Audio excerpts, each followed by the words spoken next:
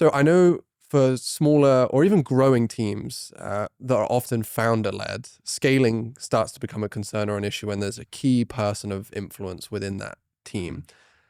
Maybe even you might have been through this yourself. Like, how do we recommend navigating those times? This is a big one for me, and this is something the last 5 years for me, I'm coming through it right now. Yeah. And happy to say we're having some success with that. But I mean, my first, 6 years with my company was successful, but key man risk, big time key man risk. One of the things I'll say is when entrepreneurs are starting, you hear this advice a lot, which is, hey, what would you do? What decisions would you do if you knew you couldn't fail?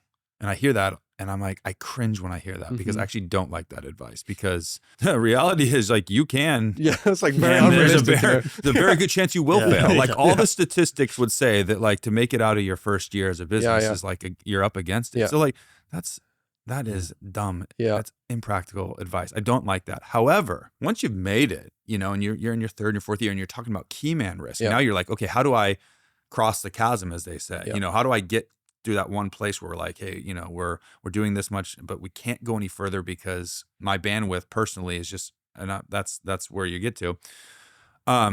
Go back to that time, that thought, and kind of like flip it on its end. It's like when you had this seed of an idea, all you want when you have the seed of ideas, like, I wonder if I could make this into a business. And then you like make it into a business. You're like, God, I wonder if I could actually make a profit, and then you're like, you do make a profit and you're like, I wonder if I could ever have free time ever again. Yeah, exactly. You just keep like kind of upping your game. And then you're at this place where you're like, okay, now I'm trying to scale. And you're like, gosh, but at one point I just wanted this to actually make it so I could live off of it. So it's amazing. But it's like, go back to those and be like, what would you do?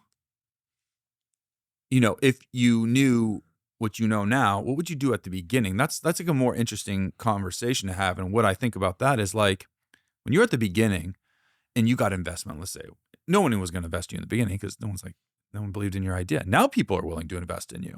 So you're like kind of keeping this money and you're like, this is kind of nice, But if you were in the back, you would have been like, what are you going to invest in? I'm giving you $1 million. Like, what would you do it? You'd probably invest in people, you'd probably start like saying like, oh my gosh, I can't believe someone's giving me $1 million for my idea. Like, okay, I got to get this salesperson. I got to get this marketing person. Like I would start asking like the questions of your infant self and in your entrepreneurial journey.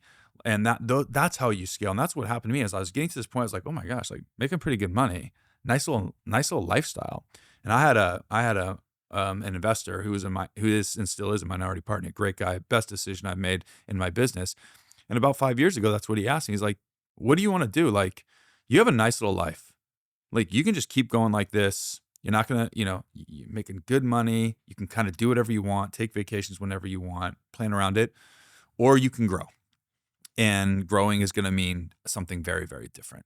It's going to mean investing, putting some of that money back into the company. And I thought about it for a while and I was like, but I want to grow, like that was my decision. That's always what I wanted when I was like, what if I can make something into this? And so it was tough. I was like, all right, we don't want to take debt on, we're not interested in giving equity away, which means that we're going to have to do this organically, which means I'm going to take less right now and invest in the right people, And we did. And that's how we got through the chasm. And that's what we're doing right now. But it took me a while because you wanted every reason to like to make it so you can make a living off when you do. Then you're like, I don't want to give this up. This is great. So it's tough. You got to go back to your infant, like kind of thoughts over there. For the right people, are you thinking, is this like leadership people to take some of the strain off of you? Is it, I guess it's different for every business, right? It's different for every business. Depends on the stage as well. I think for me, it was, I've created the products. I go deliver the product. Yep. So it was two things. It was like, I need someone that can deliver like I do. And the magic of our company is we've got people that have gone out there and done these things. Right. And so people want to learn from those that done. So, it's like I can either make an academic a world record holder, which can be tough to do, or I can take already great, high achieving people and teach them how to teach. And that's what we've done. So I've got other me's out there that can do it, which took some time and some money, because these are like athletes that have got good gigs going on. So it's like, you got to make it worth their while. The other thing I did, it was like, I need someone continuing to develop the business when I'm on the road, because when you're traveling, you're not selling, you're not developing. So it was those two things that I needed. Hey, if you enjoy that clip, you're going to love the full episode of Winning Friends. Check it out in the link below.